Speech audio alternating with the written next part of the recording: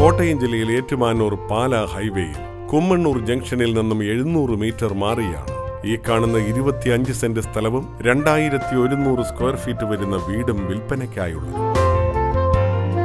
Road ഫ്രണ്ടേജോട് കൂടിയ ഈ വീടിന് 3 ബെഡ്റൂമുകൾ, അതിൽ 2 എണ്ണം അറ്റാച്ച്ഡ് ആണ്.